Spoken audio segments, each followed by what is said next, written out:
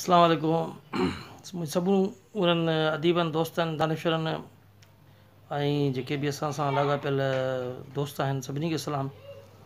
जंहिंमें समाजी वर्कर बि अची विया, सियासी लीडर बि अची विया, सहाफ़ी बि अची विया। मां शुक्रिया अदा थो कयां समूरनि दोस्तनि जो जेके मुंहिंजे प्रोग्राम ॾिसनि था पिया ऐं लाइक बि कनि था ऐं केतिरनि दोस्तनि सब्सक्राइब बि कयो आहे असांजे प्रोग्राम खे। असां वटि हिकिड़ो सीनियर सहाफ़ी बि आहे ऐं अदीब दानेश्वर बि आहे, एजाज़ जीवन। ऐं अॼु मूं वटि जीअं कराची आयो त मूं चयो त जीअं त हिन टाइम ते असां दोस्तनि सां कचहरी कंदा आहियूं वेठा, त छो न असां एजाज़ सां बि अॼु कचहरी करे दोस्तनि जूं रखूं।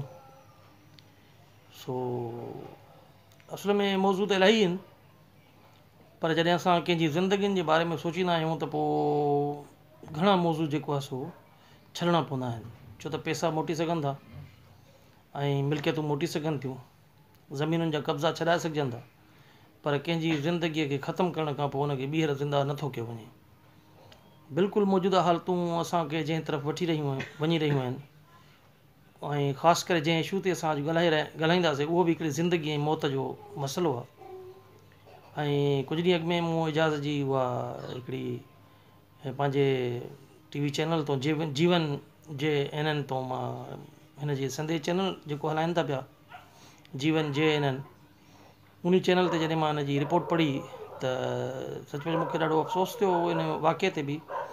ऐं अॼु पाण मौजूद बि आहिनि मूंसां गॾु, त सभु दोस्त सम्झी विया हूंदा त असां जंहिं मौज़ू ते वञी रहिया आहियूं उहा आहे जेको आहे हरीम शाह जो ऐं मसइलो जेको मौजूदा हालतुनि में सॼी दुनिया में ऐं पाकिस्तान लेवल ते ऐं जेको आहे सो तहलको मचाए बीठो आहे। ऐं ॿियो संदुल जो तो साईं, इन में तव्हां छा था सम्झो? तव्हांजी जेका मूं रिपोर्ट ॿुधी त छा उनजी ज़िंदगी वाक़ई कोई अहिड़ो ख़तरो लाइक़ु आहे या जेको आहे ईअं तव्हां सिर्फ़ु पंहिंजे तजज़ियो कयो त थी सघे थो हीअं?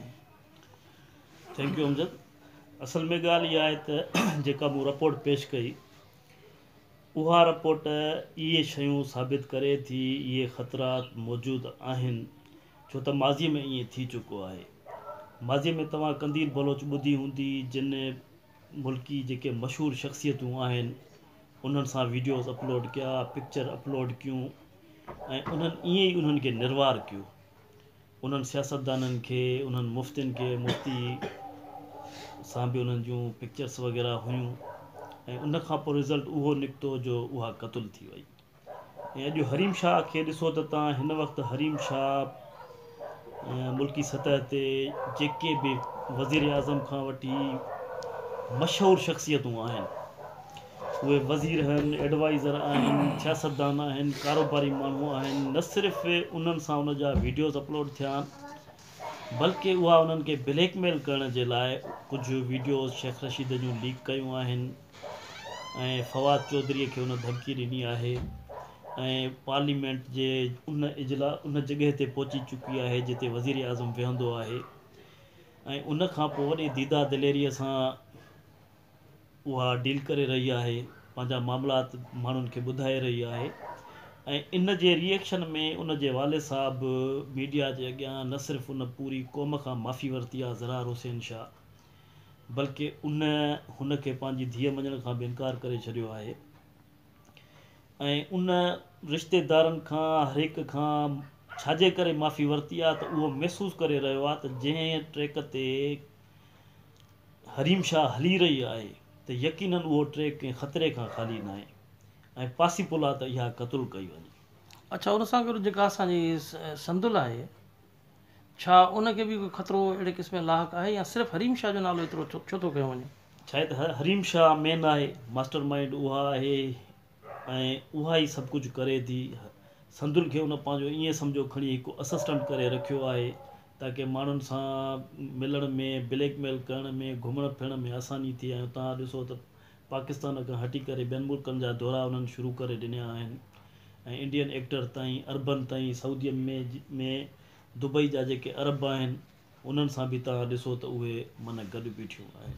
अच्छा, न सिर्फ़ु इन सां मुल्की साख खे ख़तरो आहे, मुल्की साख ख़राबु थी रही आहे ऐं पाकिस्तान जो जेको नाम आहे उहो बि इन्हनि ॿिन्ही जे अमलनि जे करे ख़राबु थी रहियो आहे। अच्छा, ॾिठो वञे त कॾहिं कॾहिं मां एज़ अ राइटर तौरु सोचींदो आहियां त हिकिड़ी छोकिरियुनि जे करे असांजो मुल्क बदनाम थी रहियो आहे, पर छा जेके इन्हनि छोकिरियुनि सां इन्हनि जी रंगरलियुनि में शामिलु आहिनि ऐं उहे अञा बि थिया आहिनि, ज़ाहिर बि थिया आहिनि, छा उन्हनि जे किरदार जे करे बि मुल्क में जी बदनामी नथी साबित थिए? तव्हां ॾिसो त उन्हनि जी बदनामीअ जो जेको हिकिड़ो दरवाज़ो आहे उहो खुली चुको आहे, हिकिड़ो सिलसिलो शुरू थी चुको आहे। हिन वक़्तु PTI खे माण्हू हरमेन करे था सॾनि त इहे PTI न आहे, PTN न आहिनि, हरमेन आहिनि। ऐं ज़ाहिरी ॻाल्हि आहे, शेख रशीद आहे, फवाद चौधरी आहे, ऐं नईमुल जेको आहे, उन्हनि सभिनी जी बि साख खे धकु रसे थो। पर मसइलो इहो आहे त हे जेके अहिड़े क़िस्म जूं एक्टिविटीज़ करे उहे वीडियोज़ अपलोड करे रहियूं आहिनि त उन जो थ्रू जेको असरु पए थो उहो माना हिकिड़े औरतुनि ते पए, या औरतुनि जी जेका रुसवाई आहे, बदनामी आहे, उहा वधीक आहे, जेका मुल्क जे नाव ख़राबु करण में हिकिड़ो अहम किरदारु थी अदा करे। जंहिंखे रोकण जे लाइ हुकूमत अञा ताईं कुझु बि न आहे। तव्हां ॾिसो त चीफ जस्टिस जेको साबिक़ा चीफ जस्टिस हुयो, हिन खां बि अॻु में जेको चीफ जस्टिस थी रहियो जंहिं डैम जे लाइ तहरीक हलाई, त उन बि त हिकिड़ी ॻाल्हि कई, छड़ो हरीम शाह वारा त हाणे जी पैदावार आहिनि, पर उन अॻु में ई हिकिड़ी शइ चई त जॾहिं मॉर्निंग शो अॼु मूं वेही ॾिठो आहे त उहे घर जी फैमिली सां ॾिसण जहिड़ा न आहिनि। छा उहे प्रोमोट नथा कनि अहिड़ियुनि छोकिरियुनि खे जेके मॉर्निंग शोज़ था हलनि, उहे अख़लाक़ियात खे किरियल क़िस्म जूं हरकतूं कनि था, त छा उहे उन्हनि ते को बंदिश न हुजणु घुरिजे? छा उहे असांजे मुल्क जी बदनामीअ जो सबबु नथा बणिजनि? उहे बदनामीअ जो सबबु बिल्कुलु बणिजनि था, ऐं जेके अहले इल्मु आहिनि उन्हनि इन अमल जे ख़िलाफ़ु एहतिजाज बि कया आहिनि, मुज़ाहिरा बि कया आहिनि। असांजे आलमनि इन्हनि शइ खे तमामु घणो फोकस कयो आहे। पोइ जेतिरो उन्हनि जो वस पुॻो आहे सोशल मीडिया ते नौजवाननि इवन एसी ताईं औरतुनि इन्हनि शयुनि खे फोकस कयो आहे त मीडिया ते जेको नाच गानो कयो थो वञे, जहिड़े क़िस्म जा प्रोग्राम कया था वञनि, उन मां ईंदड़ नसुल में सवाइ बेहयाई जे ॿियो उनखे कुझु बि नथो मिले। पर इन खे रोकणु हुकूमत जो ज़िम्मो आहे। अवाम जी तव्हां असांजी जेका आहे निशानदेही करणु कमु आहे, असां उनखे रोके नथा सघूं, रोकणु हुकूमत जो कमु। बिल्कुलु बिल्कुलु सही था चओ। जॾहिं अवाम, बाशूर अवाम जेको असां, जीअं असांजो राइटर तबिको आहे या जेको आहे हिकिड़ो पढ़ियो लिखियो तबिको आहे, जॾहिं उहो पाकिस्तान जी वॾो TV चैनल जंहिंजे ख़िलाफ़ु पहिरियां हिकिड़ी तहरीक बि हली हुई, त हू चैनल त हुननि खोलियो आहे प्राइवेट, पर हू डिग्रियूं जेको आहे सो करोड़नि रुपयनि ऐं लखनि रुपयनि जे हिन में ॾियनि था पिया एवज़े में, फ्री डिग्रियूं। मां हुननि जा नाला नथो खणां, सॼो पाकिस्तान हुनखे सुञाणे थो। उन TV चैनल ते जेके हिन वक़्तु प्रोग्राम हलनि था पिया, ओपनली पंहिंजा आइडियाज़ पेश कयो, तव्हां आज़ादु आहियो, जीअं चाहियो जेको करणु चाहियो ऐं जेको चवणु चाहियो। ऐं उहो TV चैनल जेको आहे सो आज़ादीअ सां जेको आहे सो एॾो अहिड़े क़िस्म जूं हरकतूं ॾेखारे जेके इम्पॉसिबल शयूं आहिनि, नामुमकिन जहिड़ी शयूं आहिनि जेके असांजे इस्लामी मुल्क में हलनि। पर मां चवां थो त जेको थोरो बि इख़लाक़ियात मुल्क रखे थो पियो, चाहे उहो बेशक मुस्लमान या इस्लाम जो न हुजे, उहे हरकतूं उहो मुल्क बि नथो ॾेखारे सघे। त पोइ इन्हनि खे आख़िर कहिड़े तरीक़े सां बंदि कजे? एॾी वॾी चैनलनि खे, इहा त वॾी हिकिड़ी माफ़िया थींदी थी वञे असांजे मुल्कनि में। मां सम्झां थो जॾहिं असां नंढड़ा हुआसीं त जेकॾहिं का औरत PTV ते, ॿिया चैनल त उन दौर में कोन हुआ, पर जेकॾहिं PTV ते का औरत ईंदी हुई ऐं उनखे मथे ते रओ बि न हूंदो, ख़ासि करे न्यूज़ कास्टर वग़ैरह, त उन ते बि एक्शन खजंदो ऐं उन जे ख़िलाफ़ बि माना आवाज़ु हिकिड़ो बुलंद थींदो। पर अॼु अहिड़े क़िस्म जा मॉर्निंग शो जेके कया था वञनि, उन में ॿाहिरीं एड ते पिया हलनि। पाकिस्तान में जेको वॾो तिब्को आहे, बिज़नेसमैननि जो तिब्को, उहे उन्हनि खे एड ते हलाइनि था। लखे रुपया हिकु हिकु ॾींहं में उन जी एडवर्टाइज़ ते गिफ्टियूं थियूं ॾिनियूं वञनि उन शोज़ में। ऐं उन शइ खे हुकूमत ख़ुदि सपोर्ट थी करे उहे चैनल एक्टिव करण में। उन्हनि ते कंहिं बि क़िस्म जी का बि पाबंदी आहे त न आहे त आया तव्हांखे चैनल खे जेको असां ॾियूं था, परमिशन वग़ैरह ॾियूं था, हलाइण जी इजाज़त ॾियूं था, त तव्हांखे इहे शयूं न आहिनि करणियूं, अहिड़ी का बि शइ नथी थिए। ऐं उनजो इहो रद्द अमल आहे, नतीजो आहे त उहे छड़वाक थी करे पंहिंजा जेके बि आहिनि प्रोग्राम अहिड़े क़िस्म जा कनि पिया। अच्छा, हाणे हिन वक़्तनि में मौजूदा हालतुनि में जेके असां चऊं था त सहाफ़ी बि उन ते एतिराज़ था कनि, TV चैनल जा मालिक बि एतिराज़ था कनि, एज़ अ होस्ट तौरु बि एतिराज़ था कनि। त असांजे मथां पाबंदियूं मणियूं थियूं वञनि ऐं हुकूमत बि अहिड़नि चैनलनि जे ख़िलाफ़ु ऐं अहिड़नि एंकरनि जे ख़िलाफ़ु जेको आहे सो क़दम नथी खणे त आख़िर कहिड़ो लाहे अमल पैदा कजे जंहिंजे ज़रिए इन्हनि शयुनि ते खे रोके सघिजे, जेको क़ानूनी दायरनि जे अंदरि अचे। छो त असांजा अदारा जेके एक्टिव नथा थियनि त अवाम इन जे बारे में करे छा जंहिंजे करे इहे शयूं रुकिजी वञनि। अवाम जे वस में प्रोटेस्ट करणु आहे, एहतिजाज करणो आहे, ऐं हिन वक़्तु सोशल मीडिया जो दौरु आहे, उन ते ई अवाम इहे शयूं करे थो। किथे किथे रद्द अमल निकितो आहे जो अहिड़े क़िस्म जा प्रोग्राम करण वारनि माण्हुनि उहे शयूं या रोकियूं आहिनि या अहिड़े क़िस्म जी शयुनि कयल शयुनि ते उन्हनि माफ़ी वरिती आहे।